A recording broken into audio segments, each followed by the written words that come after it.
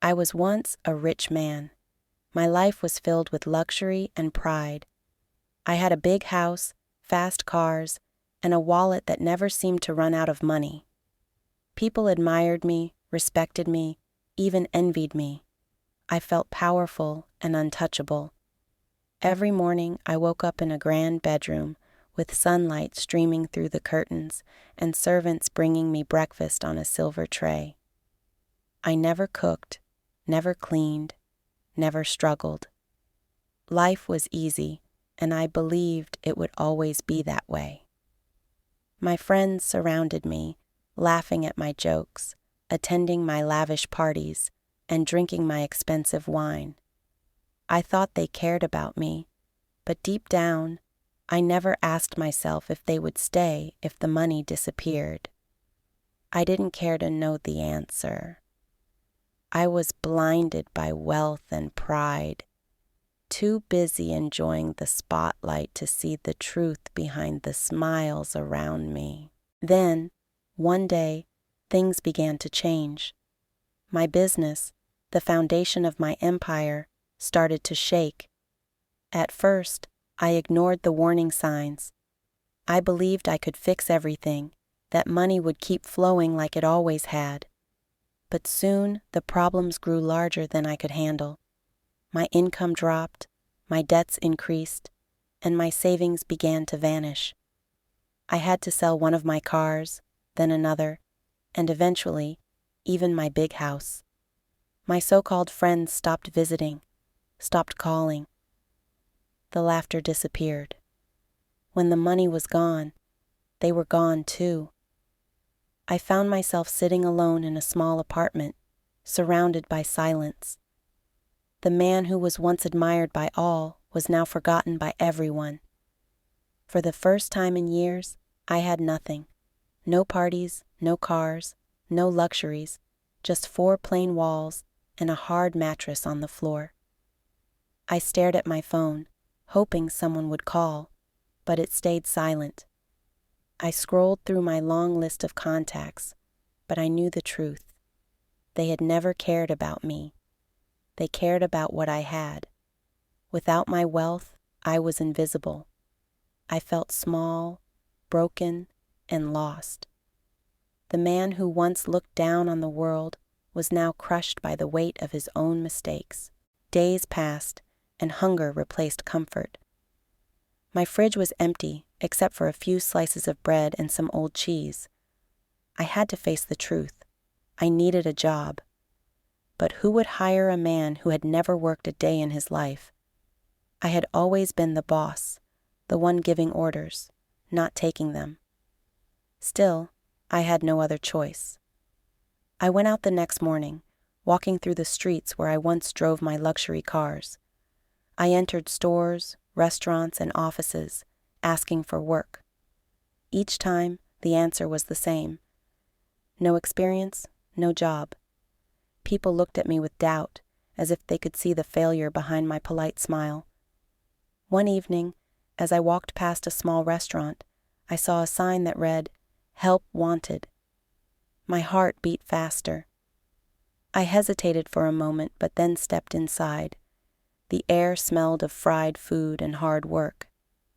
I asked for the manager, a man with tired eyes and a white apron. He looked at me from head to toe and asked, "You ever worked in a restaurant before?" I shook my head. "No, but I can learn." He sighed, studying me for a moment. "We need fast workers. You willing to clean tables, wash dishes?" I swallowed my pride and said, "Yes." He handed me an apron and said, "You start tomorrow." That night, for the first time in a long time, I felt something new, hope. The next day, I worked from morning till night. My hands were covered in soap and water, my back ached, and my clothes smelled of food and sweat. It was the hardest day of my life, but also the most meaningful. When I finished my shift, the manager handed me a few bills. It wasn't much, but it was money I had earned with my own hands. I stared at it for a long time. It was the smallest amount I had ever held, yet it felt like the greatest achievement of my life. As the weeks passed, I kept working. I arrived early, stayed late, and gave my best every day. The work was hard, but I was learning. I began to understand the value of effort, the power of patience. The people I worked with were not rich, but they were kind. They helped each other, laughed together, and cared about their work. I realized something I had never understood before. True happiness doesn't come from wealth. It comes from purpose, from the satisfaction of honest effort, from people who stand by you even when you have nothing to offer. One evening, an older worker named Mark sat beside me after our shift. He said, "You're doing good. But remember, success doesn't come from speed. It comes from patience." His words stayed with me. I began saving small amounts each week. I no longer wasted money on meaningless things.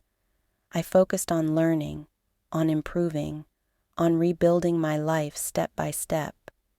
The man I saw in the mirror was no longer the arrogant, careless millionaire. He was a man who had fallen, learned, and changed.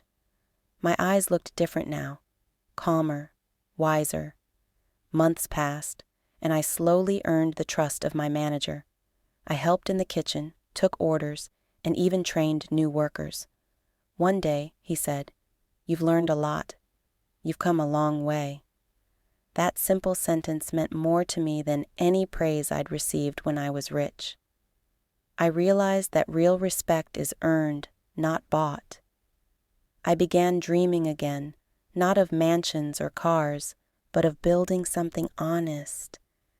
Maybe a small food stand of my own. Eventually, I saved enough to make that dream real. It was just a small cart on a busy street, but it was mine. I cooked, served, and smiled at customers. It was hard work, but I felt alive. Every dollar I earned carried meaning. I had lost everything once, but now I was building a new life from the ground up. I looked at the city around me, the same city that had once seen my rise and fall, and I smiled. I was no longer the rich man I used to be. I was something better, a man who had learned the value of effort, humility, and second chances. I had fallen, but I had risen again, not through wealth, but through strength of spirit.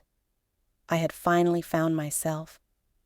I hope this story reminds you that life is not about how much you own, but about how much you grow.